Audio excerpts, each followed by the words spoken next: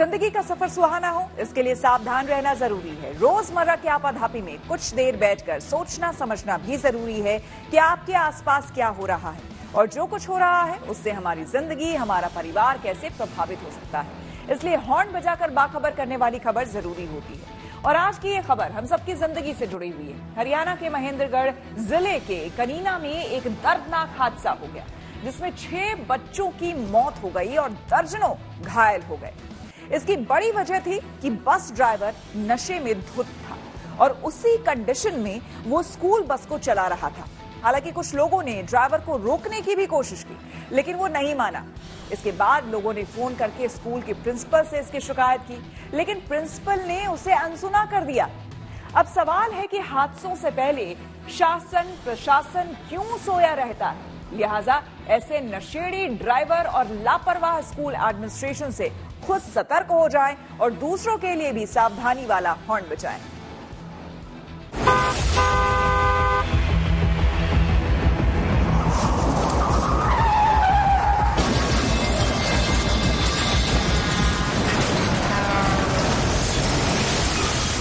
महेंद्रगढ़ के कनीना में नशे में धुत बस ड्राइवर की लापरवाही से 6 बच्चों की जान चली गई और दर्जनों घायल हो गए।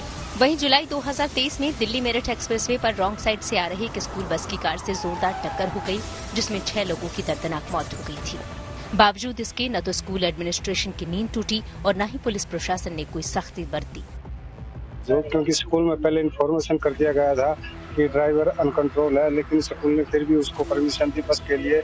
मैंने आपको चेताया था, मैंने आपको बताया था 1 घंटे पहले कि ऐसे आपका ड्राइवर पी के चल रहा है, उसको संभालो, बच्चों की जान को खतरा है। लेकिन आपने मेरी बात को 0 लेवल पे लिया, एकदम इग्नोर किया मेरे को। अब ये दुर्घटना इतनी बड़ी हो गई। ये संज्ञान में आया कि ये प्राइवेट स्कूल जो है आज छुट्टी के दिन चला रहा है, इस पे एक्शन बिल्कुल लिया जा रहा है और छुट्टी होने के बावजूद चलाया गया, इसलिए इसकी मान्यता रद्द करने के लिए भी ऊपर भेज दिया गया। महेंद्रगढ़ के कनीना का जीएल पब्लिक स्कूल के प्रिंसिपल और स्टाफ को ये सूचना दे दी गई थी कि बस ड्राइवर नशे की हालत में बस चला रहा है, लेकिन स्कूल प्रिंसिपल दीप्ति ने उनकी शिकायत को नजरअंदाज कर दिया, जिससे बड़ा हादसा हो गया। मैं खेत से आ रहा था अपने साइड पे अपने घर के लिए, तो उसके बाद वो पीछे से बस आई जो जीएल स्कूल की थी, उसने मेरे को ओवरटेक किया, गलत तरीके से उसने मेरे को ओवरटेक किया। मेरी बाइक इम्बैलेंस होगी, रोड के साइड में चला गया मैंने बाइक को बैलेंस किया और जैसे तैसे उसको गांव के बस स्टैंड पे आके पकड़ लिया। ओवरटेक मैंने लगा के उसको रोक लिया। फिर मैंने रुका, मैं घूम के उसकी ड्राइवर साइड की खिड़की खोल ली, उसकी चाबी निकाल ली मैंने। ग्रामीणों के लगातार शिकायत करने के बावजूद स्कूल एडमिनिस्ट्रेशन के कान पर जूं नहीं रेंगी। वो लोगों की शिकायत पर टाल मटोल करता रहा, जबकि लोग ड्राइवर को नशे की हालत में देखकर सहमे हुए थे। मैंने उनको बताया, सर ऐसे ऐसे आपका ड्राइवर पी के गाड़ी चला रहा है, ये नंबर है गाड़ी का, तो इसको चेत में लो, इस चीज को ड्राइवर बदलो या कुछ भी करो, जो भी काम है। वो बोलते ठीक है सर, हम 10 मिनट में इस बात पे देखते हैं ड्राइवर ने क्या कर रखा है, क्या माहौल है, हम आपको 10 मिनट में रिटर्न बताते हैं। लेकिन 1 घंटा बीत जाने के बाद तब तक उनका कोई मेरे पास मैसेज कॉल कुछ नहीं आया रिटर्न पे। अगर स्कूल एडमिनिस्ट्रेशन ग्रामीणों की बात मान लेता तो 6 मासूम बच्चों की जान बच सकती थी। स्कूल एडमिनिस्ट्रेशन के नकारात्मक रवैये से अभिभावकों में गहरी नाराजगी है। दुकान पे था तो मेरे पास फोन आया, भैया ऐसे ऐसे जीएल की कॉलेज एक्सीडेंट होगी और 10-12 बच्चों की मौत होगी। तो मैं वहीं से दुकान छोड़ के भाग गया। बच्चे 4 मेरे वहाँ गए हुए थे। वहाँ जाके देखा तो वहाँ की हालत देख के तो कुछ ऐसा लगता नहीं था कि बच्चे भाई होंगे या नहीं होंगे, क्या सलामत मुश्किल है। इस हादसे की सूचना पाकर जब हरियाणा की शिक्षा मंत्री सीमा त्रिखा वहां पहुंची तो अभिभावकों का दर्द छलक पड़ा।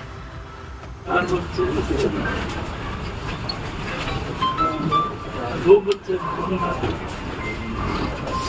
उस ड्राइवर से बच्चों ने चाबी निकाल ली, इतने दारू पी रखी। कल भी उसने गाड़ी को गिराया। और ये मैडम एक्सीडेंट नहीं है, ये सरासर मर्डर है, जान पूछ के किया है। अगर इसलिए नहीं एक्सीडेंट हो जाए तो हमारे में तसल्ली हो जाए कि भाई ये एक्सीडेंट हो जाता है। गजेटेड हॉलीडे था, इसके बावजूद स्कूल वालों ने अपना स्कूल खोला हुआ, जो कि पूरी तरह से गैर कानूनी काम है।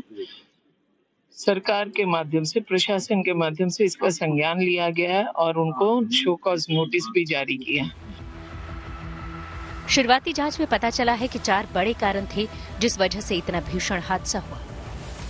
पहला कारण, ईद के दिन जब पूरे देश में छुट्टी थी, सभी सरकारी दफ्तर से लेकर शिक्षण संस्थान भी बंद रखे गए हैं, ये निजी स्कूल खोला गया। दूसरा कारण, जो ड्राइवर बस चला रहा था वो शराब के नशे में था।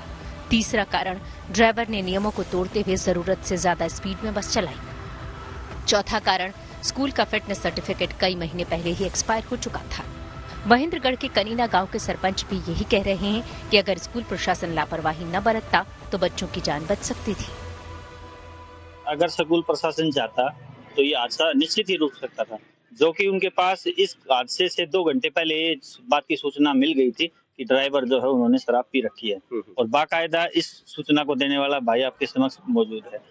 अगर स्कूल प्रशासन उचित से उचित कार्रवाई उसी समय कर देता या कोई अन्य बस को भेज देता तो शायद में भी हादसा नहीं हो सकता। किसी हादसे को टालने के लिए इससे ज्यादा कोई क्या कर सकता है। ग्रामीणों ने इस भयानक हादसे को टालने के लिए जो भी हो सकता था वो सब किया, लेकिन स्कूल प्रशासन चादर तान कर सोता रहा।